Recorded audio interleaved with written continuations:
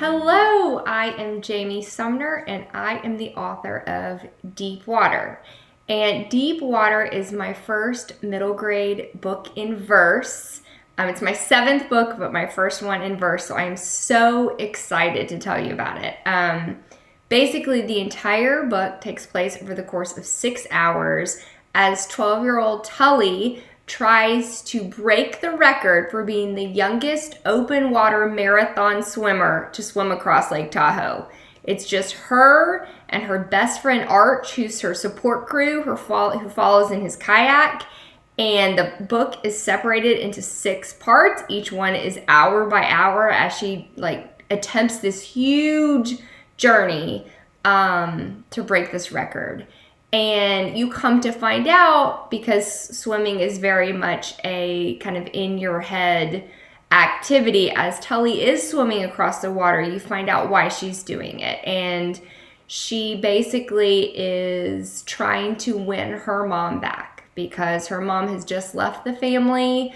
Her mom has depression and is going through kind of a spell where she has stopped taking her medication and she's left, and Tully thinks, maybe if I do this huge thing and if I make enough of a impact, then mom will come back, because her mom was her swim coach, and all Tully wants in the whole wide world is to bring her mom back and to win her back. And you kind of see Tully as she tries to process her mom leaving and also striving kind of towards her mom, but she doesn't know if it's going to work or if her mom will even notice. And then does she even want it to? Is this the way she wants her mom to come back?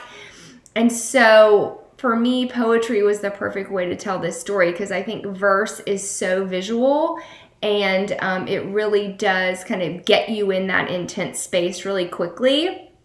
And so I'm going to read you, this is the very, very first poem in the book, and it's right as Tully is standing on the shore. She's staring out over the water. It's like first thing in the morning. The sun is just coming up and she's about to begin her swim. So I'm going to read you the very, very first poem. This is called How It Starts. Air temp, 44 degrees. Water temp, 68 degrees, which is really cold in case you're wondering. Body temp, 98.3 degrees. Mental state of swimmer, calm, loose, ready. Mental state of support crew, unknown and highly variable. Arch looks like he's going to puke. Hands on knees, head down like a dog, orange life vest bunched around his ears. Poor Arch. He wasn't meant for the open water. He's a worrier. You can't be a worrier and a swimmer. The water demands trust. Whatever conditions, whatever's below, whatever your head tells you, you have to believe you're going to make it to the other side. The minute you start to doubt yourself, you make mistakes. The water doesn't forgive mistakes. Me? I'm a believer in the power of the water and in myself. I don't make mistakes. While we're still on shore, Arch adjusts his life vest and breathes in through his nose. I check his watch. 5:58 a.m. You've got 2 minutes to get it together, I say, and look out over the dark blue of Lake Tahoe, which is just beginning to twitch awake. Tully, I can't, Arch says, like he has a choice. You have to, you swore it. I don't remind him when or why he swore it. He picks up the kayak, drags it to the water's edge. He remembers. Behind me, Cave Rock would cast a shadow if the sun were high enough. They call her Lady of the Lake. If you squint hard enough, the rock looks like a woman. I think it's a stretch. If you try hard enough, anything can look like anything, unless it disappears. And then all the imagining in the world won't turn it back into what you want. Which brings me back to today. 1 minute, Arch whispers and swipes his dark hair out of his eyes. We look out over the water. I nudge his shoulder. You can do it. He nudges me back. That's what I'm supposed to say to you. This will be the last time we touch for at least 6 hours, if I do this right. Which I will, because I do not make mistakes. I pull my goggles down and step in. Lady of the Lake, wish me luck. Not that I believe in luck or second chances, but I believe in the power of the water to do what it needs to do for me, for Mom. Call it, I say to Arch, who swallows, lifts up his phone, and presses record. Time is 6 a.m. Participant has left the natural shore. His voice breaks on shore, but he keeps going. The marathon swim has begun. And that's how Tully starts. And the rest of the book is her in the water, fighting to get all the way across Lake Tahoe. And one thing, if you are just kind of getting into books, or you want to read more, or you love to write but you're not sure what to write, I want to show you something fun in this book and give you an idea for something to write if you want to try.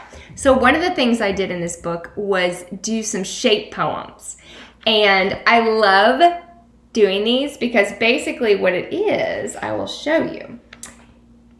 Sometimes you can make your words turn into the thing you're describing. Ooh, there you go. So this is a lightning bolt because while Tully is swimming, a storm breaks out. And she's fighting hard enough as it is to get across. And it's a huge mental battle, but it's also a physical battle because this is a storm. And everybody knows, you better know, you don't swim in lightning and thunder. But of course, Tully, there's too much riding on this, so she chooses to ignore it. So I got to do some shape poems that mimic the storm that's going on while she's swimming. So I did lightning, and I did, this was really fun. This is the first one I did actually. I did a huge raindrop. So the whole poem is, that whole poem is a raindrop.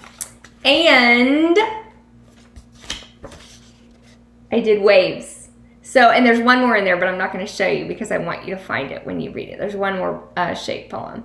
But if you love to read and you want to try your hand at writing, but like a whole short story seems too intimidating, or like heaven forbid, like a whole book, if you want to practice, think of a subject that you want to write about.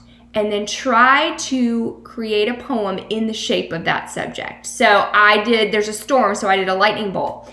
Maybe you want to write about your favorite pet, and your pet is a parrot. I don't know, congratulations if you have a parrot as a pet. You could do the whole poem in the shape of a parrot, or if that gets crazy and you're like, I don't know how to do a parrot, do a big feather. Something that represents whatever you're thinking about. If school is really hard right now, maybe you write a poem in the shape of a broken pencil. And like the big, most frustrating part is where the pencil breaks and there's just empty white space on the page. That is what is so fun about poetry, because you're creating a picture with your words. So you can just play around with it, and it doesn't matter if you mess up because you're just playing around. So that is my suggestion for you if you want an idea. And also, I hope you love deep water. I hope the story sucks you in as it did me when I was writing it. And whatever you do, I hope you keep reading, because there's so many good books out there, and there's so many adventures to go on when you read. So keep reading, keep writing. Thank you so much.